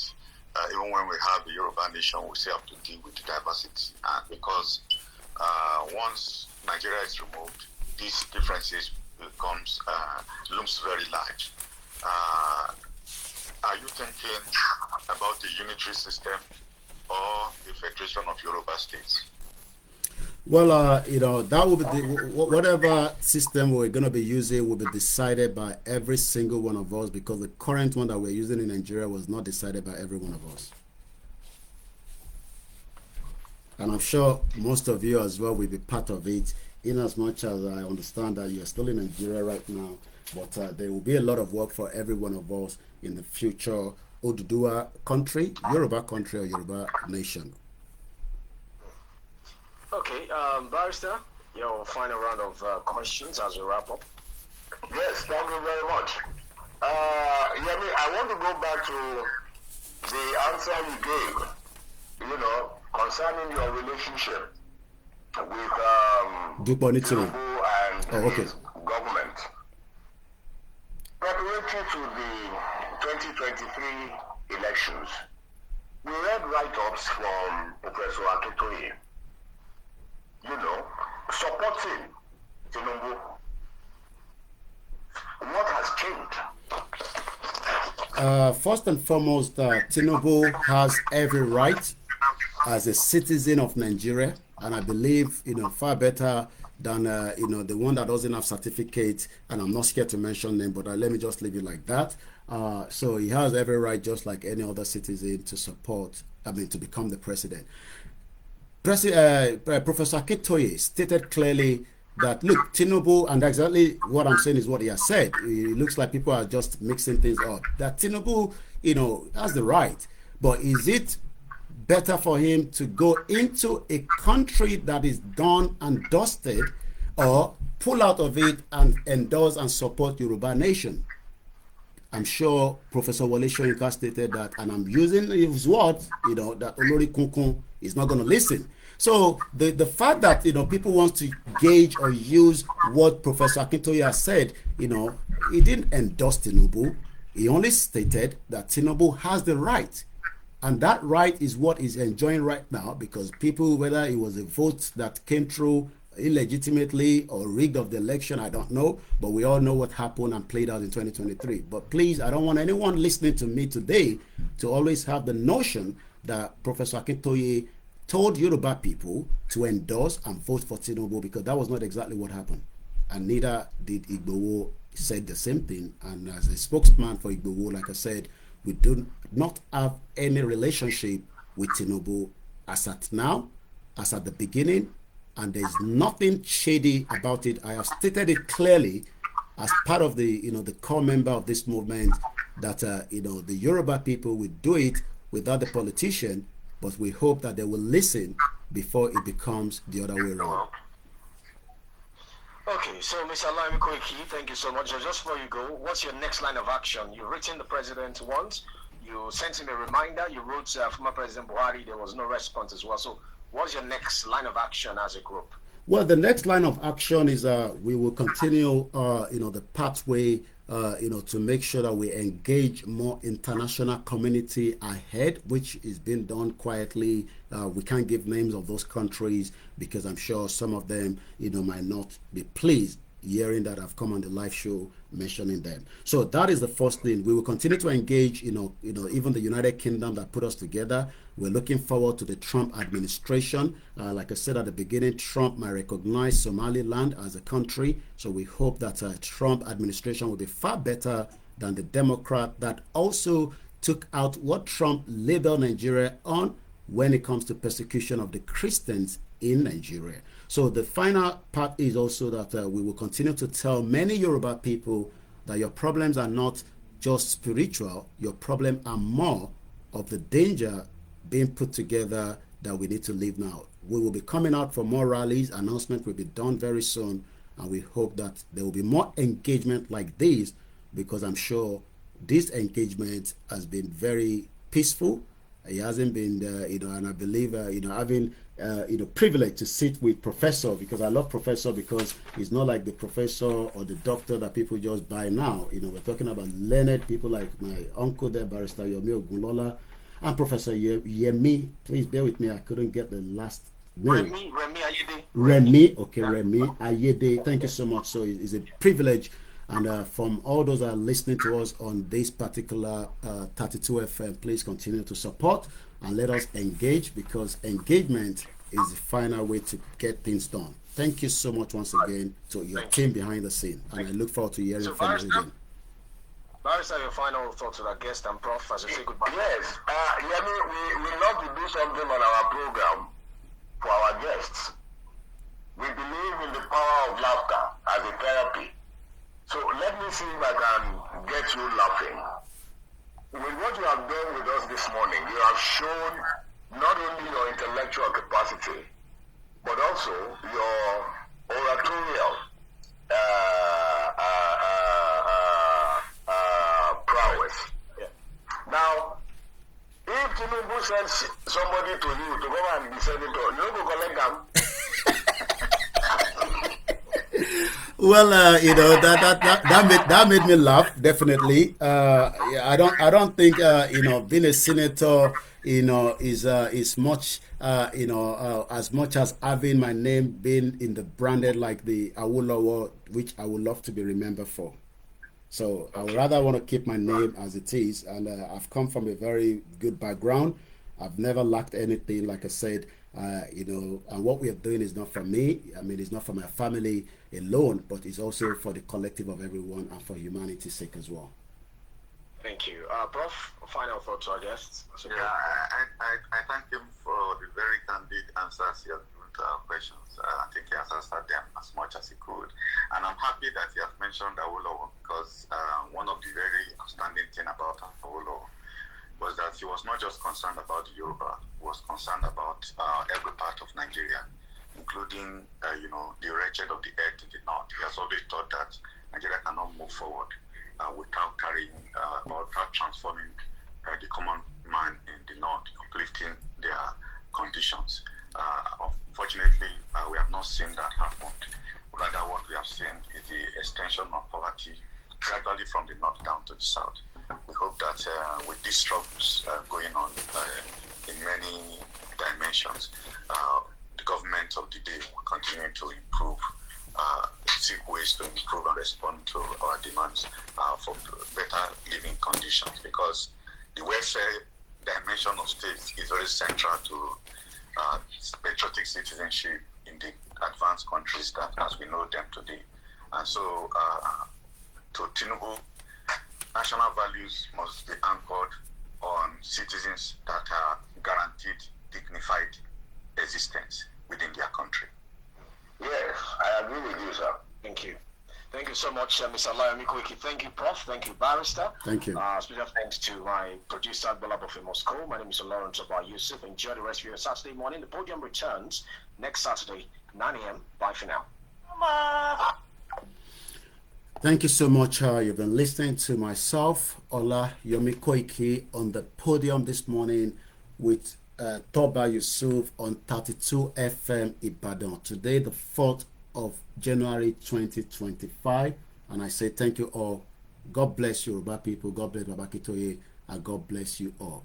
Happy weekend. Bye for now.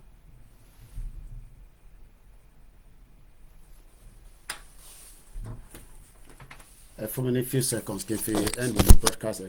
For many few seconds, because just few seconds. Just end the broadcast so that we're not.